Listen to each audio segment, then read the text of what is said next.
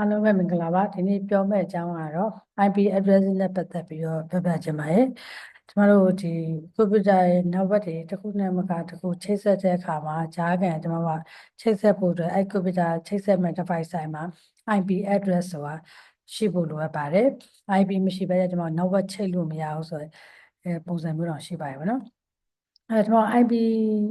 address ဆိုတာပါလဲလို့ပြောရင် computer device တွေနဲ့ကျမတို့တစ်လုံးနဲ့တစ်လုံးချိတ်ဆက်ပြီးကျမတို့ data တွေ share မယ် communicate လုပ်ဖို့အတွက်အဲ့ device နဲ့ device တွေတခုမှာ communicate လုပ်ပြီးကျမတို့ protocol ကိုသုံးရပါတယ်အဲ့ဒီအတွက်ကျမတို့က IP ချိတ်ဆက်ဖို့အတွက်ကျမတို့ကဘာ protocol ကိုသုံးရလဲဆိုရင် internet protocol ကို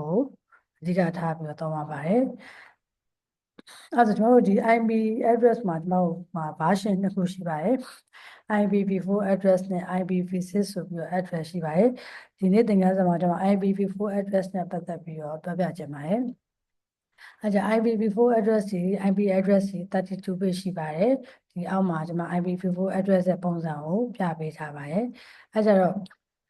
ကျွန်တော်က IP address ကြီးသူ့ရဲ့ address ကြီးမှာဘယ်နှ bit ရှိလဲဆိုရင်32 bit ရှိပါတယ်32 bit ရှိရပေါ့32 bit ရှိတဲ့အခါမှာသူရဲ့ပုံစံဘယ်လိုမျိုးလဲဆိုရင်သူရဲ့ပုံစံလေးဒီ A.B.C.D ဆိုပြီးတော့ပုံစံလေးနဲ့သွားပါတယ်အောက်တက်တစ်ခုမှာဘယ်နှ bit ရှိလဲလို့ပြောတော့8 bit ရှိပါတယ်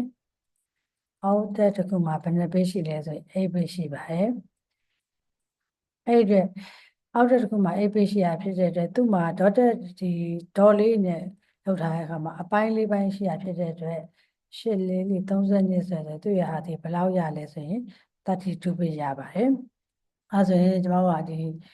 အောက်တက်ပေါ့နော် OCTED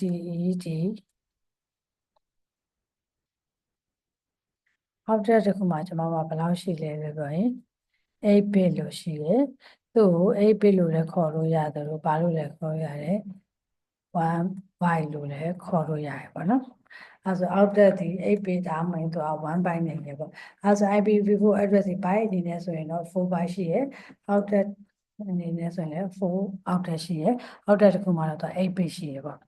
အဲကြတော့သူဒီကျမတို့ computer device တွေဒီ computer device တွေဒီသူကဘာ format နဲ့တော့ computer တွေဒီကျမတို့ဒီ binary format နဲ့သွားတယ် computer တွေဒီ binary format နဲ့သွားပါတယ် computer ရဲ့အလုပ်လုပ်ဒီ binary format နဲ့သွားတယ်binary format လို့ပြောလိုက် binary format ရဲ့ဟာဒီဘာပဲသိရတယ် computer တွေဒီ0နဲ့1ကိုပဲသိပါတယ်အဲဒါကြောင့်ဒီမှာအောက်မှာ32 bit နဲ့အနေနဲ့ဆိုကျွန်မဘာရေးထားလဲဆိုရင်0 1ကိုရေးထားရပါတော့အဲဆို computer device တွေရဲ့အလုပ်လုပ်ပုံဒီသူကဘာလဲလို့ပြော0နဲ့1ကိုပဲသူကသိတယ်။ Okay အဲ့ဆိုရင်ကျွန်တော်က binary format လို့ပြောတဲ့ computer တွေဒီ0နဲ့1 format ကိုပဲသူကဖြစ်တဲ့အတွက်သူက binary format binary bit ကိုကျွန်တော်ကဘာလို့ခေါ်လဲဆိုရင်သူ base 2လို့လည်းခေါ်ပါတော့သူက base 2ပေါ့အားကြောင့်လဲဆိုတော့သူက computer device တွေဒီ0နဲ့1ကိုပဲသူကသိတယ်တခြားအားသာဒီ number တွေပေါ့နော် decimal နဲ့ရေးထားတာတွေသူကမသိဘူးအဲဆိုရင် IPv4 address တွေဆက်လာကျွန်တော်ပြန်ပြ32 bit ရှိရဖြစ်တဲ့သူစပါဝါ32 bit ကိုကျွန်တော် calculator နှိပ်ကြည့်လိုက်ရင် IPv4 address တွေဘယ်လောက်ထိရှိလဲလို့ပြောရင်4 billion ဒီပါထိရှိပါတယ်4 billion ဒီပါထိ IPv4 address တွေဒီရှိပါတယ်အဲကြတော့သူ့ရဲ့ရေးပုံရေးပြီးမှာဆွမ်းနာကျွန်တော်ပြောသလို A.B.C.D ဆိုပြီးကျွန်တော်ရေးလို့ရတယ်အောက်တက်တစ်ခုမှာ 8 bit နဲ့ရှိပါတယ်အဲကျွန်တော်ဒီမှာ32 bit ရေးထားဖြစ်တယ်ကျွန်တော်8 bit စီနဲ့ကျွန်တော်ခွဲကြည့်လိုက်မယ်3 4 5 6 9အောက်တက်တစ်ခုမှာသွားပါလေတော့လေးနဲ့လာပါရဲ့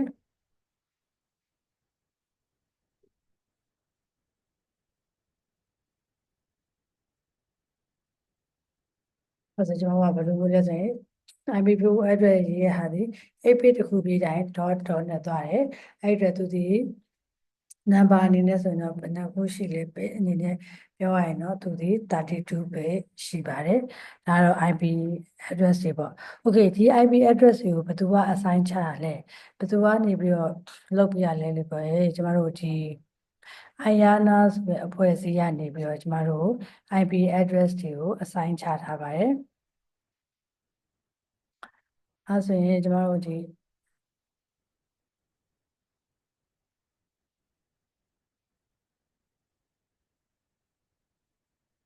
IANA ဆိုတဲ့အဖွဲ့အစည်းကိုကျမတို့သွားကြည့်လိုက် IP address တွေကိုကျမတို့ဒီမှာပေးရဟာဒီ Internet Assign Number Authority လို့ပြောတဲ့ဒီ organization ပေါ့ IANA ကို IANA အဖွဲ့အစည်းကနေ IP assign ချထားပါတယ်။အော်ကျွန်တော် IP address နဲ့ AS number ကိုကျွန်တော်သွားကြည့်လိုက်ရင်ကျွန်တော်ကဒီတစ်ကမ္ဘာလုံးမှာဒီ IP address တွေကိုထုတ်ထားတဲ့ဒီနိုင်ငံတွေပေါ့နော်။ဟိုလုံးမှာဒီအာဖရိက AP ကျွန်တော်ဆိုအာရှ Pacific ပေါ့နော်ဒီ region တွေထဲမှာရှိပါတယ်။ဒီမှာအာရှ Pacific region တွေထဲမှာရှိတဲ့အတွက်ကျွန်တော်ကသွားကြည့်လိုက်ကျွန်တော်တို့ရဲ့ဘာကိုသိရမလဲလို့ပြောရင်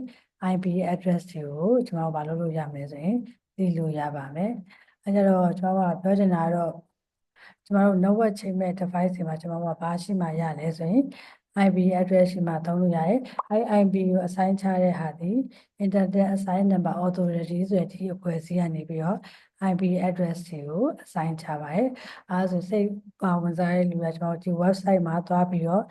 ဒီ IP address နဲ့ပတ်သက်တဲ့အကြောင်းအရာကိုကျွန်တော်ဘာလုပ်လို့ရမလဲဆိုရင်သွားပြီးတော့ကြည့်လို့ရပါမယ်။ IP address တွေ EP နဲ့ကနေပြီးတော့ကျွန်တော်ကတော့အာရှ Pacific region ထဲမှာရှိလို့ဒီ region ထဲမှာရှိရဲ့ကျွန်တော်သုံးနိုင်မဲ့ဒီ IP rate တွေကိုကျွန်တော်ဘာလုပ်လို့ရမလဲဆိုရင်သွားပြီးတော့ကျွန်တော်ကြည့်လို့ရပါမယ်။ Okay အဲဆိုတော့ IP address နဲ့ပတ်သက်ပြီးတော့နောက်ပိုင်းမှာဒီ IP address တွေသုံးဖို့အတွက်ကျွန်တော်ဒီ network တွေချိန်ရမယ်router တွေပေါ်မှာဖြတ်သွားရမယ်အဲ့ဒါနဲ့ပတ်သက်တဲ့ဟာတွေကိုကျွန်မနောက်ထပ်သင်ခန်းစာလေးမှာထပ်ပြီးတော့ပြပြပေးပါမယ်။အဲဆိုအားလုံးနားထောင်ပေးရတဲ့အတွက်ကျေးဇူးအများကြီးတင်ပါတယ်။